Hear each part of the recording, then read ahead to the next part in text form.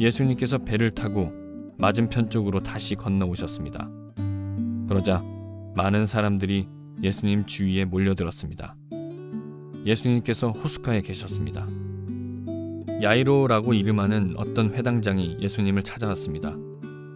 그는 예수님의 발 앞에 엎드렸습니다. 그리고 예수님께 거듭해서 간청했습니다. 제 어린 딸이 죽어가고 있습니다. 제발 오셔서 그 아이에게 손을 얹어 주십시오. 그러면 건강해지고 살아날 것입니다. 그러자 예수님께서 그와 함께 가셨습니다. 많은 사람들이 예수님을 에워싸고 밀며 따라왔습니다. 그 중에는 12년 동안 혈루증을 앓아온 여자가 있었습니다. 그는 여러 의사에게 보이면서 고생을 했습니다. 그러나 가진 돈만 다 써버리고 효과는 없었습니다. 오히려 병이 더 심해져 갈 뿐이었습니다.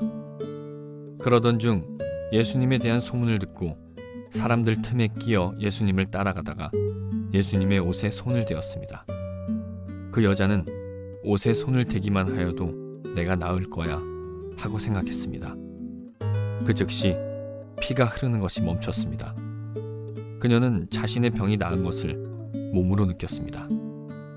바로 그때 예수님께서 자신에게서 능력이 나가는 것을 느끼셨습니다. 그래서 돌아서서 물으셨습니다. 누가 내 옷을 만졌느냐? 제자들이 말했습니다. 사람들이 에워싸고 밀치고 있는데 누가 손을 대었다고 말씀하십니까? 그러나 예수님께서는 손을 댄 여자를 찾으려고 둘러보셨습니다. 여자는 자기에게 일어난 일을 알고서 두려워 떨었습니다. 여자는 예수님의 발 앞에 엎드려 절하며 모든 사실을 말씀드렸습니다. 예수님께서 여자에게 딸아, 내 믿음이 너를 낫게 하였다. 안심하고 가거라. 그리고 건강하게 지내라 하고 말씀하셨습니다. 예수님께서 계속 말씀하고 계실 때 회당장의 집에서 사람이 와 회당장에게 말했습니다. 따님이 죽었습니다. 왜 예수님을 계속 번거롭게 하십니까? 그러나 예수님께서는 이 말을 무시하시고 회당장에게 두려워 말고 믿기만 하여라 하고 말씀하셨습니다. 예수님께서는 베드로와 야고보 그리고 야고보의 동생인 요한 외에는 아무도 따라오지 못하도록 하셨습니다. 그들이 회당장의 집에 도착해 보니 몹시 소란스러웠습니다. 많은 사람들이 크게 소리를 내며 울고 있었습니다. 예수님께서 들어가셔서 사람들에게 어째서 소란을 피우며 울고 있느냐?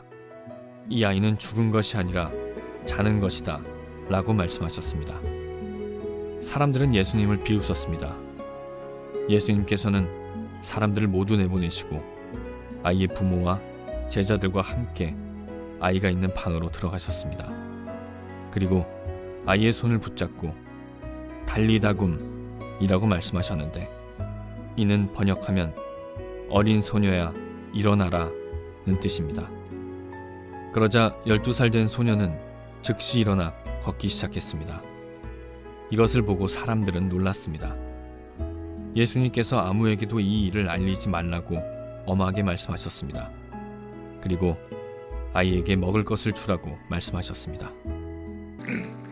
자, 우리 가슴에 손을 얹고 믿음을 고백하고 오늘 말씀 듣겠습니다. 한번 따라해 주시겠어요? 하나님은 나를 사랑하십니다. 나는 그 사랑 안에 있습니다. 하나님 오늘 나에게 말씀하실 것입니다. 그 말씀에 능력이 있습니다.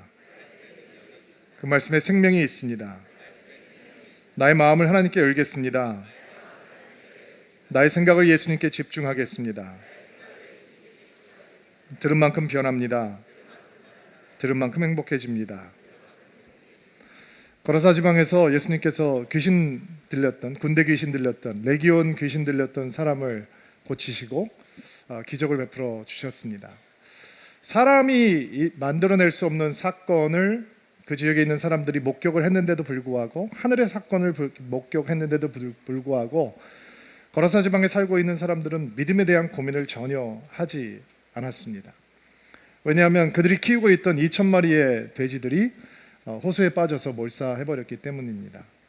재산 손실에 대한 마음이 너무 상실감이 커서 너무 속이 상하고 분노가 차서 하나님 되신 예수 그리스도께서 하늘의 기적을 이 땅으로 가지고 오셨는데도 불구하고 그들은 예수님에게 떠나달라라고 부탁을 했습니다. 그리고 예수님께서는 쓸쓸하게 그 땅을 떠나서 다시 갈릴리를 건너서 갈릴리를 돌아오시게 됩니다. 배를 타고 갈릴리 호서를 건너시자 누가복음을 보니까 많은 사람들이 예수님을 환영하였고 수많은 사람들이 예수님을 기다리고 있었다라고 성경은 이야기하고 있습니다. 마가는 많은 사람들이 예수님 주위로 모여들었다라고 하는 설명으로 그날 분위기가 어땠는지를 설명하고 있습니다. 예수님을 환영하고 기다리는 무리 가운데서는 야이로라고 하는 회당장이라고 하는 사람도 있었습니다. 회당이라고 하는 것이 그 사람들의 예배와 이런 그 영적인 교육의 센터가 되는 곳이니까 회당장이라고 하면 그 지역에서 굉장히 존중과 존경을 받고 있는 대상이다라고 쉽게 상상해 볼 수 있을 것입니다.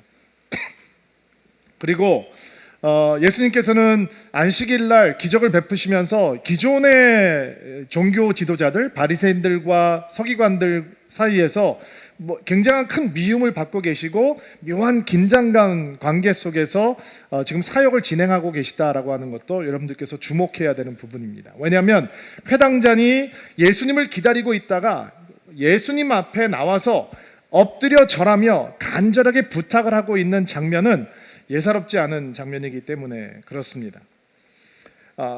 회당장이라고 하는 사회적인 유지가 되는 인물이 예수님이 기존 종교 지도자들에게 미움을 받고 있는데도 불구하고 그것을 알매도 불구하고 예수님 앞에 나왔고 사람들이 보는 앞에서 엎드려 간절하게 부탁을 하고 있다라고 하는 것은 그가 지금까지 쌓아온 사회적인 명성과 사회적인 레퓨테이션을 평판을 다 한 번에 잃어버릴 수 있는 상황이기 때문에 그렇습니다.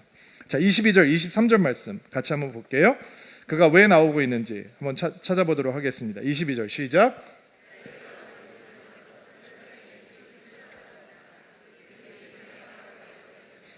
그리고 예수님께 거듭해서 간청했습니다. 제 어린 딸이 죽어가고 있습니다. 제발 오셔서 그 아이에게 손을 얹어주십시오.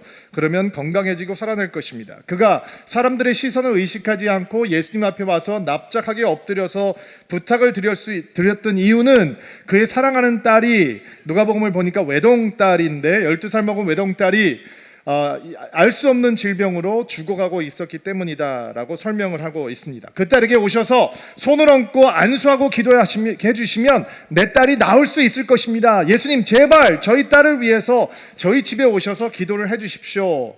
그 절박함과 절망 속에서 이 야이로라고 하는 사람의 마음 속에는 믿음이 싹트고 있었다는 것입니다. 여러분, 아버지가 아이가 아픈데 뭘 안 해봤겠어요? 무슨 약을 안 먹어봤겠어요? 무슨 치료요법을 안 해봤겠어요? 어떤 의사에게 안 데려가 봤겠어요? 점점 죽어가고 있었다라고 하는 것을 설명을 들어보면 아마 아빠가 할 수 있는 모든 것을 다 동원해서 이 아이를 고치려고 했을 것입니다. 그런데 점점 상태가 나빠집니다. 그리고 아이가 점점 나빠지는 것을 보면서 아마 자기가 가지고 있는 사회적인 위치, 평판, 내가 회당장이라고 하는 사실, 내가 예수님 앞에 나아가면은 내가 사회적으로 매장당할 수 있다라고 하는 모든 것들 체면 이런 거 중요하지 않았을 거예요. 그리고 그는 딸을 살리기 위해서 예수님 앞에 필사적으로 나아가는 거죠.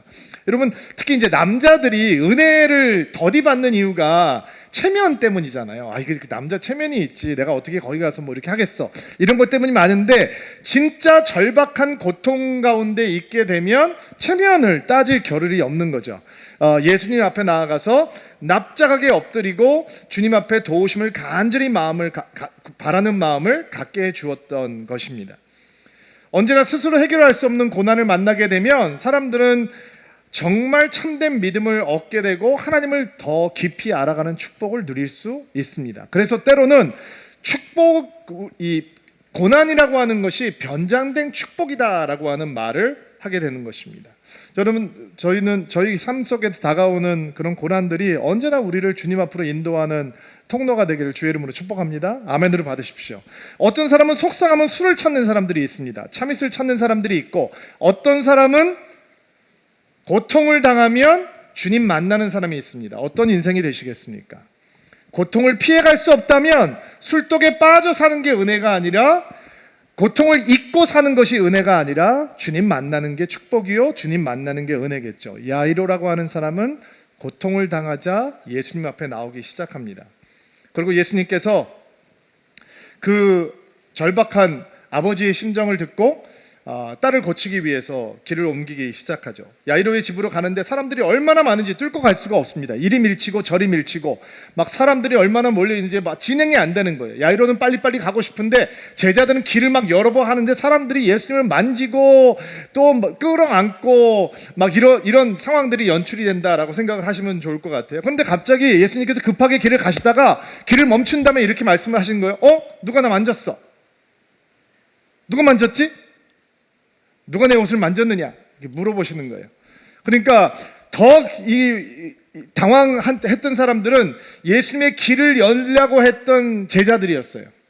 성질 급한 제자들이 있잖아요. 31절 말씀 보세요. 31절 말씀 시작. 제자들이 말했습니다. 사람들이 에워싸고 밀치고 있는데 누가 손을 대었다고 말씀하십니까? 굉장히 점잖게 기록되어 있지만 조금 더 리얼하게 표현을 하자면 예수님 지금 뭔 소리 하고 있는 거예요? 지금 모든 사람들이 예수님을 만지고 있는데 막 밀치고 있는데 끌어안고 예수님을 만지고 어떻게 해서든지 옷자락이라고 만들려고 지금 난리가 났는데 누가 나 만졌어? 도대체 이런 소리가 나와요. 누가 안 만졌어? 라고 물어보는 게 오히려 낫지. 그리고 그것은 알아서 뭐 하시게요? 야이로가 기다리잖아요. 그 딸이 죽어가고 있대잖아요. 빨리 가셔야죠. 이제 이런 얘기를 제자들이 하고 있는 거죠. 이 제자가 누굴까요? 성질 급한 제자겠죠. 예수님 제자 중에서 누가 제일 성질이 급해요? 아니죠. 신도면 목사님이죠. 그 다음엔 누가 급해요? 여호수아 목사고, 그 다음에는 베드로죠. 누가복음에 보니까 베드로가 성격이 급하니까 그런 얘기를 했다는 거예요. 예수님 지금 무슨 얘기를 하고 계시는 거예요? 누가 만졌냐니 그거는 알아서 뭐 하시게요? 빨리 가야죠. 지금 애가 아프다잖아요. 얘기를 하는 거예요. 근데 예수님께서 요지부동해서요. 움직이려고 하지 않으세요. 누가 나 만졌는데? 누가 나 만졌어? 누가 만진 거야? 두리번 거시면서 움직이지를 않으라고 그러시는 거예요. 예수님께서 왜 이렇게 급한 상황에서 옷을 만진 사람을 찾으려고 했을까요? 왜요? 정말로 예수님께서 모르신 것일까요? 여러분 그 질문을 묵상하셔야 돼요. 30절에 보니까 예수님께서 어떤 여자가 만지니까 능력이 나은 것을 아셨다라고 얘기했어요. 내 능력이 나은 것을 알았기 때문에 누가 나를 만졌네? 근데 자 보세요. 모든 사람들이 만지고 있잖아요. 모든 사람들이 예수님을 터치한단 말이에요. 끌어안고 어떤 사람들은 거룩한 키스를 하려고 달려드는 사람도 있었을지 몰라요. 어떤 사람들은 기도해달라고 손을 갖다가 자기 머리에 댔을 수도 있고 별의별 일들이 벌어질 수 있는 상황 아니에요. 그런데 예수님의 능력이 그들에게는 나가지 않았단 말이에요. 수많은 군중이 예수님을 만나고 있는데 단 한 사람에게 예수님의 능력이 흘러 들어갔다는 거예요.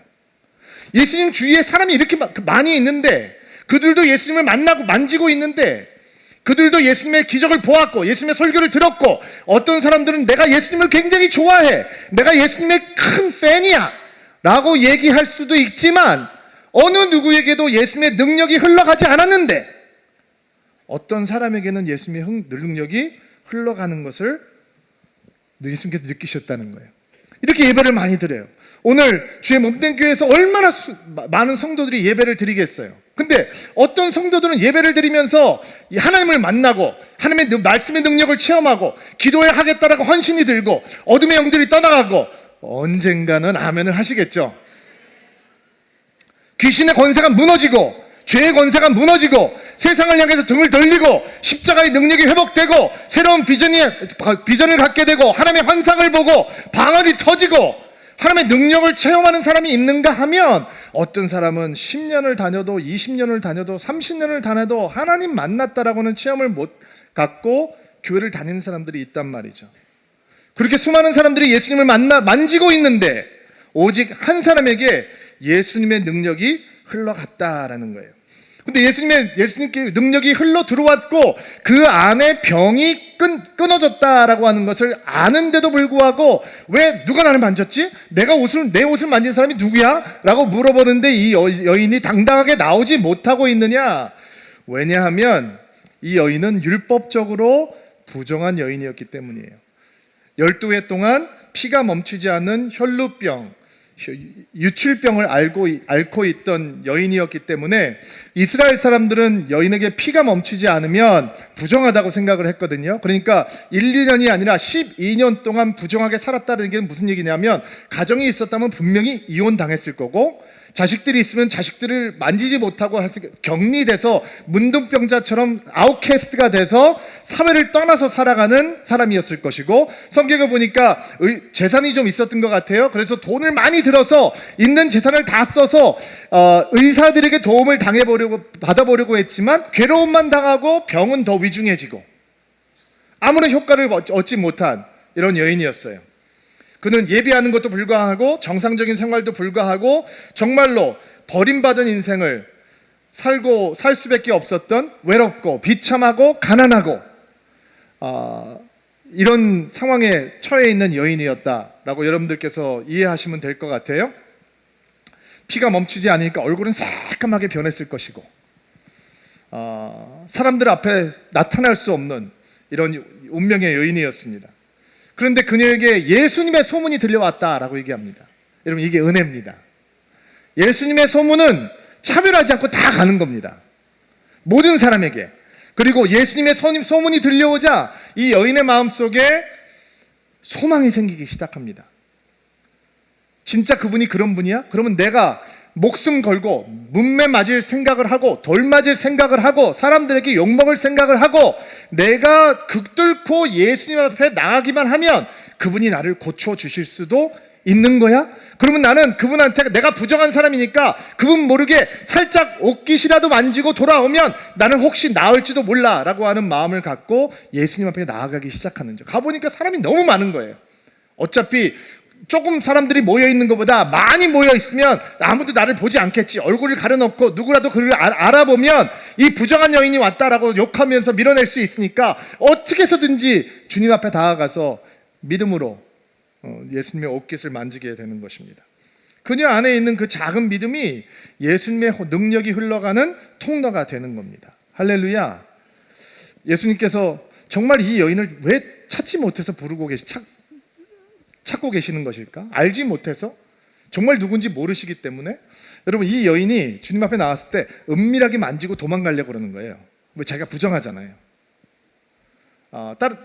다른 사람들 앞에서 내가 누군지를 드러내면 이 여인은 부정한 여인이니까 자기의 치부를 다 드러내야 되는 게 되니까 부끄러우니까 그냥 나는 예수님 모르게 그냥 살짝 만지고 고침을 받고 돌아가야 되겠다, 이렇게 생각을 하는 거죠. 근데 여러분, 하나님을 만나는 건 퍼스널한 경험이잖아요.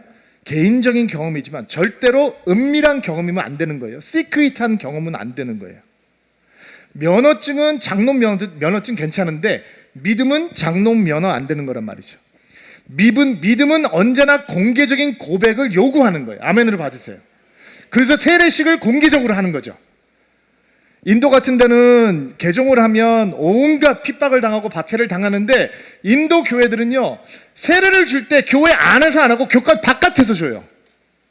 다 드러내는 거예요. 나 이제 예수의 사람이 됐다라고 밝히기 위해서 야외에서 세례식을 하는 경우가 많이 있어요. 그러니까 우리가 예수님을 은밀하게 체험하고 경험하는 거라고 생각한다면 예수님께서는 그 기대를 완전히 깨버리시는 거죠. 007처럼 믿지 말고 바깥으로 드러내기 위해서 이 여인을 찾고 계시는 거예요. 여인이 자기가 고침을 받고 누가 나를 만졌어 라고 하니까 피할 수 없는 것이라고 예수님 앞에서 고백을 하잖아요. 제가 만졌습니다. 저에게 지금 이렇게 아파서 만졌는데 주님의 능력이 들어와서 내가 이 피 흐르는 것이 멈춘 것을 알게 됐습니다. 고백을 하니까 예수님께서 뭐라고 따라라고 말씀하세요. 이게 무슨 말씀이세요? 여인이 나이가 더 많았을 수도 있잖아요. 예수님은 총각인데 따라라고 말씀하세요. 이게 무슨 얘기예요? 이 여인이 부정하고 격리되고 버림받고 비참한 인생에서 너는 이제 하나님의 공동체 안으로 다시 들어오는 하나님의 딸이다 라고 고백을 하고 선포를 하고 있는 거죠. 너의 믿음이 너를 낫게 하였다. 옛날 개역 개정판을 보니까 너의 믿음이 너를 구원했다. 나를 만지려고 했던 그 마음이 믿음인 거고, 이제 너는 당당하게 믿음의 사람으로, 구원을 받은 하나님의 사람으로 살아가라. 평안히 가라라고 얘기했는데 이 안심하고 가라라고 얘기해도 좋지 않은 번역이에요. 평안히 가라, 평안을 향해 가라, 평안 안에서 가라라고 하는 뜻을 가지고 있는 말씀을 해주셨어요. 여러분, 믿음을 공개적으로 드러내는 것은 참으로 복된 일입니다. 숨어서 믿지 않고 당당하게 꺼집어내놓고 믿는 것은 하나님께서 기뻐하시는 일입니다. 어떤 사람들에게는 비겁하고 소심한 겸손이 있습니다. 내가 너무 드러내놓고 믿으면 혹시 내가 그 믿음처럼 살지 못하면 하나님의 누가 될까봐, 패가 될까봐 내가 좀 은밀하게 007처럼 믿으면서 살아야 되겠다라는 분들이 계실 수 있는데, 여러분 그렇지 않습니다. 그런 소심한 마음은 하나님께서 주시는 마음이 아닙니다. 물론 그 마음은 이해합니다. 그러나 우리는 조금 더 다르게 생각해 볼 수 있습니다. 어떻게 생각해 볼 수 있냐면, 제가 옛날에 미국에서 목회를 할 때 저희 교단 목사님들은 1년에 몇 차례씩 우범 지역에 가서 그 소외된 이웃들을 향해서 사역을 하는 일들을 몇 차례씩 감당을 해야 됩니다. 길거리를 걸어 다니면서 사람들을 위해서 기도해주고 전도해주고 노숙자 쉘터 같은 데 가서 사람들을 위해서 섬기고 이런 일들을 해야 됩니다. 근데 너무 위험한 지역에 이제 밤에 들어가게 되니까 강도를 당할 수도 있고 해를 당할 수도 있으니까 대부분 그런 사역을 하는 날이면 저희들이 이제 성직자들이 있는 로만 칼라를 입고 가게 됩니다. 로만 칼라를 입은 여호사 목사의 모습이 잘 상상은 안 되시죠? 이제 로만 칼라를 입고 가는데, 그 순번이 되는 날은 아침에 출근할 때 이제 그걸 입고 가지 않겠어요? 근데 그 로만 칼라를 입고 출근을 하면 제가 다르게 행동합니다. 하루 종일. 좀 더 조심하고, 운전도 점잖게 하고, 얼굴 표정도 관리하고, 커피숍에 가서 커피를 시킬 때도 내가 커피를 파는 사람처럼 친절하게 얘기하고, 오래 기다리게 해도 인상 쓰지 않고, 눈 크게 부라리지 않고, 내가 굉장히 신경 써서 행동을 한단 말이죠. 목사님 그거 위선인데요.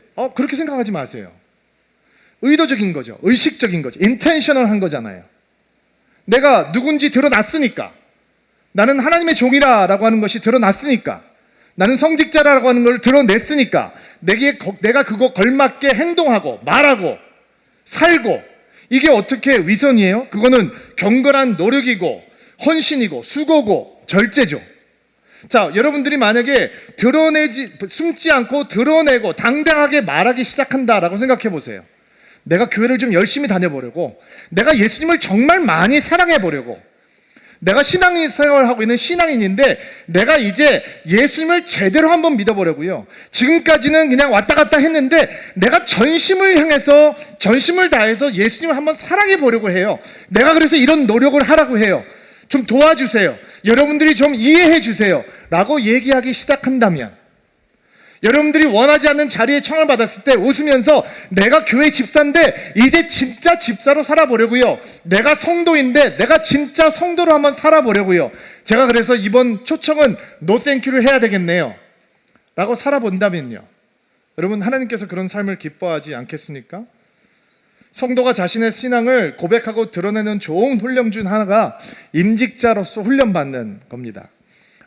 올해도 이제 저희들이 인선 작업이 끝난 다음에 이제 집사 장로들을 이렇게 세우잖아요. 근데 올해도 이제 집사님들을 세워가는 훈련을 할 텐데, 저는 여러분들이 안수 집사 받는 훈련을 다 받으실 수 있게 되기를 주의 이름으로 축복합니다. 일단 아멘.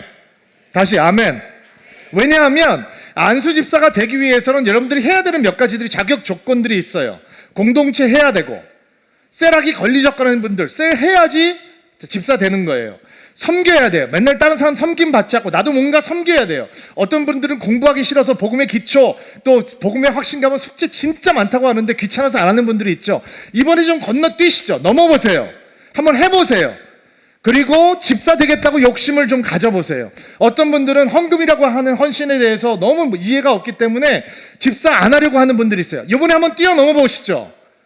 내가 헌신하고 싶다라는 마음으로. 그리고 여러분 안수집사 훈련 1년 동안 받으시고 여러분들이 하지 못하고 있는 것들이 있다면 요번에 한번 믿음으로 헌신해 보세요. 그리고 여러분들께서 안수집사 안수를 받는 날, 여러분 주위에 있는 많은 사람들, 특별히 믿지 않는 친구들, 사람들을 불러 모아서 이 날이 내가 너무 중요한 날인데 내가 우리 교회 안수집사가 되는 날이야. 내가 안수집사가 되기 위해서 1년 동안 훈련받았고 내가 이런 헌신을 하는데 내가 정말 축하받고 싶은데 네가 와서 나를 훈련해 줬으면 좋겠어. 그리고 여러분들 여기 앞에서 무릎을 꿇잖아요. 그럼 뭔가 특별한 일이 일어나요. 성도들 앞에서 무릎을 꿇고 안수 기도를 받는 동안에 정말 이런 마음이 생겨요. 하나님, 내가 정말 주님 사랑하면서 살고 싶은데, 그럴 능력이 내게 없는데, 내가 교회를 사랑하고 싶은데, 그러나 그런 능력이 없는데 나에게 힘을 주십시오 라고 하는 기도가 생겨요. 그러면 그 일을 목격하기 위해서, 축구하기 위해 했던, 믿는 사람이건 믿지 않는 사람이건 여러분들에게 묻고 싶을 거예요. 너 왜 이렇게 진지하게 얼굴을, 너 그렇게 진지한 인간이 아닌데 너 도대체 무슨 일이 네 안에 있는 거야? 어떤 분들은 여러분이 흘리는 눈물을 보면서 왜 온 거야? 나는 그 눈물의 의미를 이해할 수 없는데 그 이유는 뭔 거야?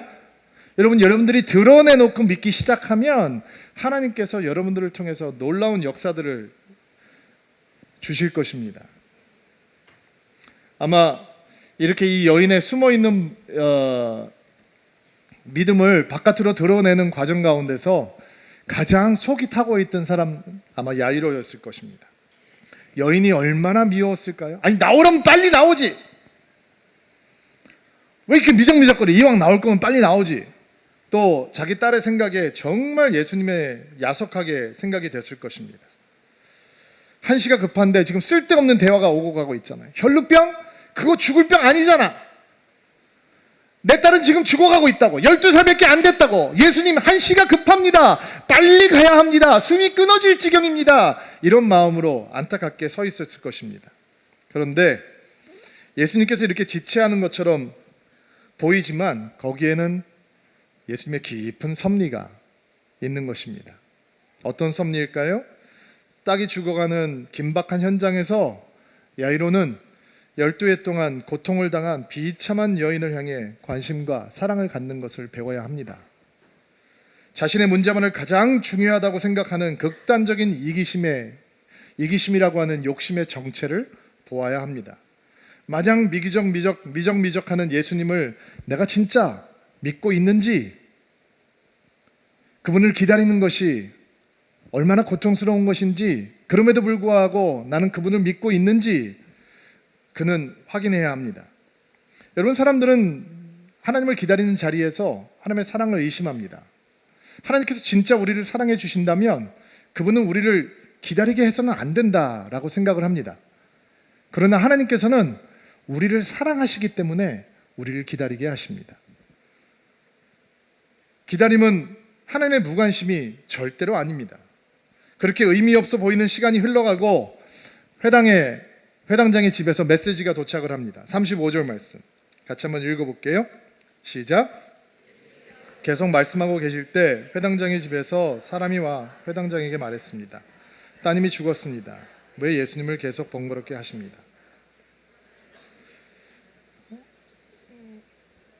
너무 황당해서 아마 이 회당장 야이로는 견딜 수가 없었을 것입니다. 회당장의 반응을 상상하는 것만으로도 아비된 저의 마음이 무너집니다.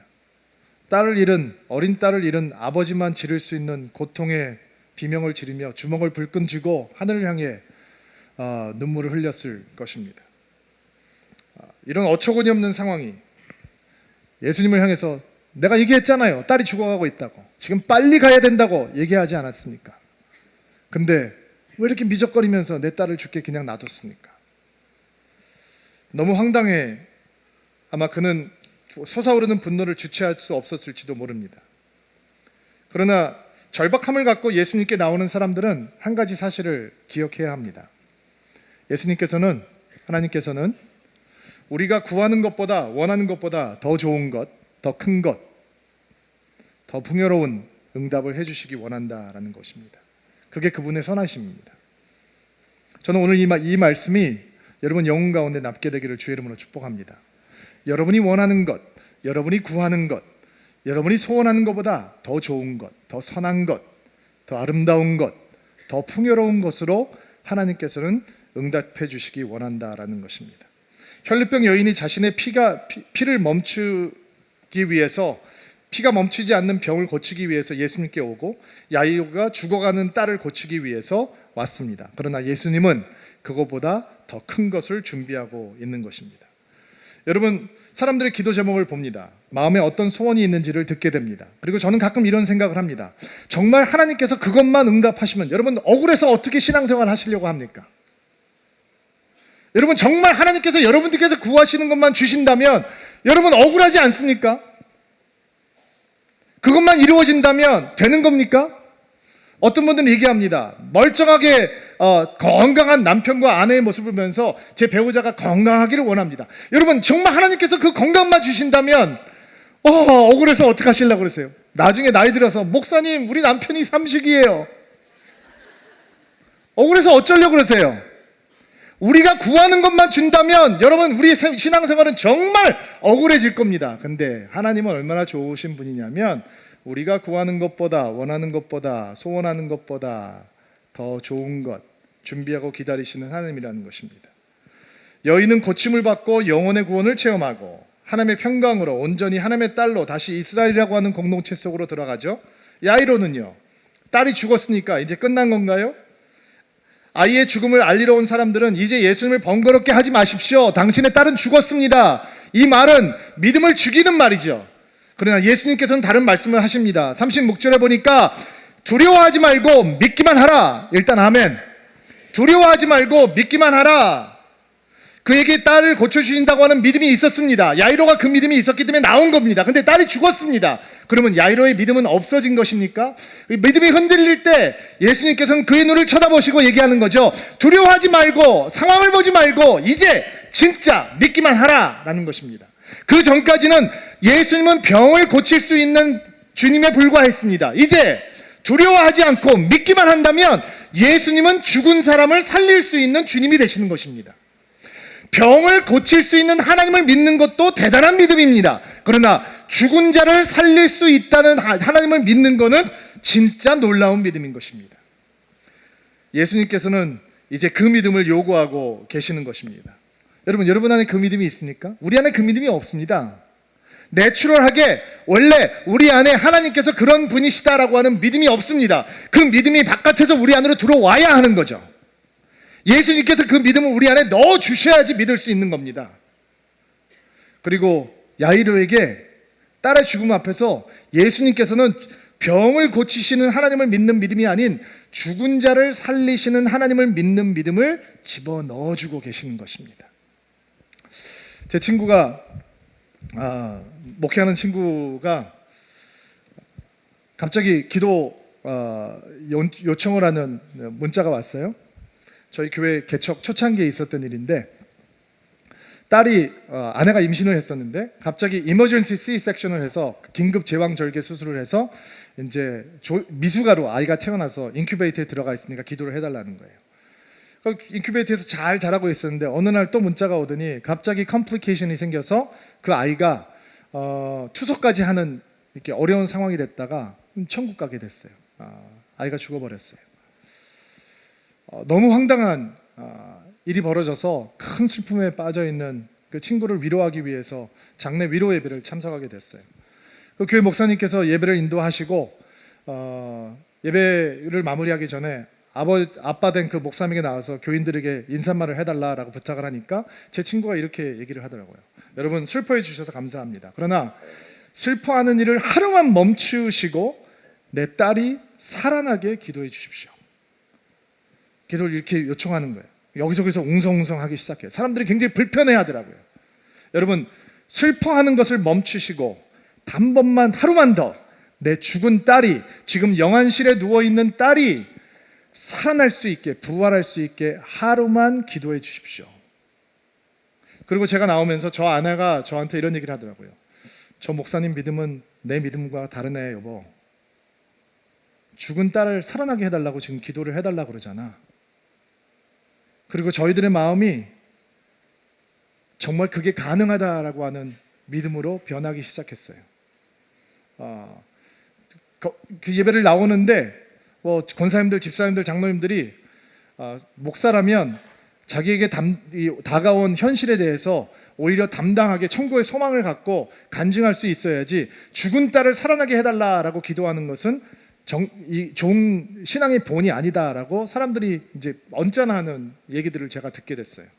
근데 저와 제 아내 가운데는 어떤 생각이 떠오르기 제가 그 다음날 하관 예배를 인도하기 위해서 강원도로 가야 했는데 제가 운전을 하고 가면서 전화를 기다리고 있었어요.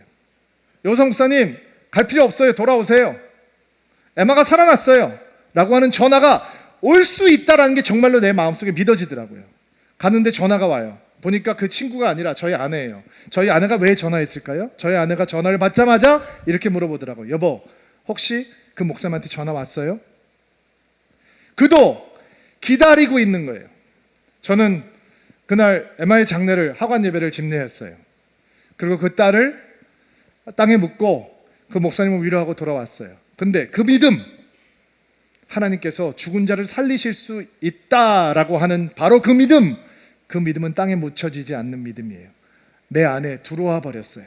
하나님이 그런 분으로, 하나님이 그런 역사를 하실 수 있는 분으로. 지금 야이로가 무너지고 있잖아요. 딸이 죽었습니다. 예수님을 괴롭게 하지 마십시오라고 하는 말에 야이로가 무너지고 있어요. 그런데 야이로에게 두려워하지 말고 믿기만 하여라. 내가 너에게 죽은 자를 살릴 수 있는 그런 하나님이 된다면 너는 역사를 보게 되리라. 이게 놀라운 하나님의 은혜인 거죠. 다른 믿음. 여러분, 사도 바울은 이런 믿음에 대해서 뭐라고 고백을 하냐면, 마음속으로 사망 선고를 받았다고 하는 느낌마저 들었습니다. 그러나 이렇게 된 것은 우리 자신을 의지하지 않고 죽은 자를 살리시는 하나님을 의지하도록 하기 위해서였습니다. 똑같은 거예요. 너무 고통스러워서 다 무너진 것 같은데 그렇게 된 것은 하나님께서 죽은 자 가운데서 살리시는 하나님인 것을, 그 하나님을 의지하도록 하기 위한 것을 고백합니다라고 하는 것이 사도 바울의 가르침이었죠. 예수님께서는 그 믿음을 부어주시고 사람들이 뭐라고 얘기하든 신경 쓰지 않으시고 베드로와 요한과 야고보만 데리고 야이로 집에 들어갔어요. 봤더니 막 곡하는 사람들이 모여 있어요. 통곡을 하고 울고 난리가 났어요. 들어가서 왜 이렇게 손을 피우고 있느냐? 죽은 것이 아니라 잠을 잔다라고 말씀하세요. 그러니까 곡하러 왔던 자들이, 거기 모여있던 사람들이 예수님을 비웃었다고 얘기해요. 여러분, 믿음의 말을 하는 사람들은 언제나 비웃음거리가 되는 거예요. 신경 쓰지 마세요. 그리고 예수님께서 들어가세요.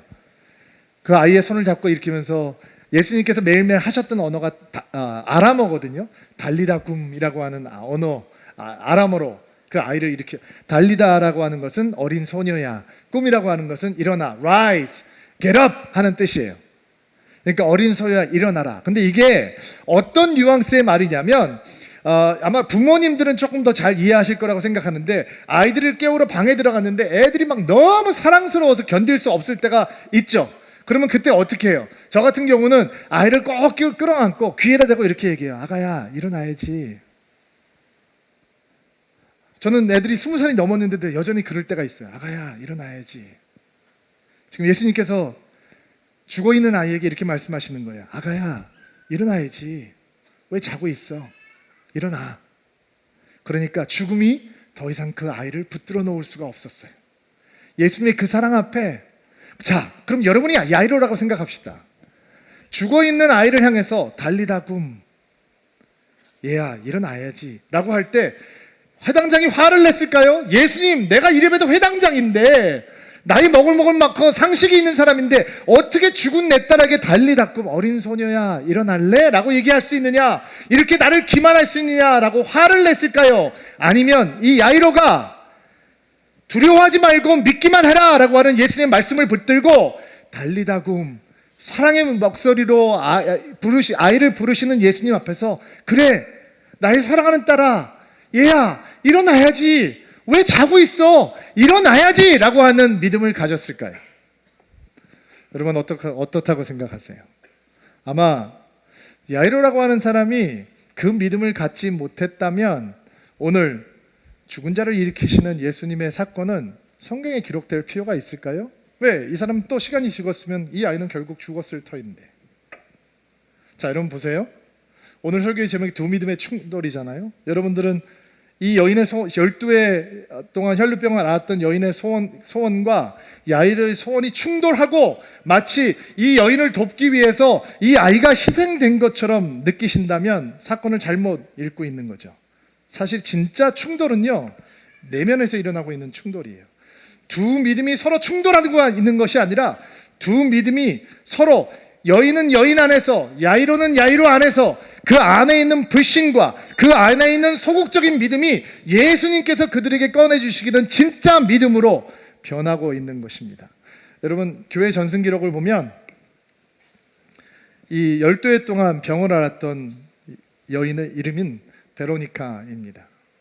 베로니카는 예수님께서 십자가의 갈보리로 가시는 길에 넘어져서 피투성이가 되고 땀투성이가 돼서 넘어졌을 때 예수님의 얼굴을 손수건으로 닦아드렸던 여인이라고 기록이 남아있는 사람입니다. 그리고 예수님의 얼굴을 피땀 흘릴 얼굴을 손수건으로 닦았더니 그 수건에 예수님의 얼굴이 그대로 남아있었다라고 하는 교회의 전승 기록이 있습니다. 숨어있는 믿음을 바깥으로, 병을 고칠 수 있는 믿음을 죽은 자를 살리시는 믿음으로. 예수님께서는 우리에게도 오늘 그런 믿음을 부어주시기를 원합니다. 이런 믿음이 여러분의 믿음 되기를 주의 이름으로 축복합니다. 같이 한번 기도합시다. 자, 우리 가슴에 손을 얹고 안수하시고요.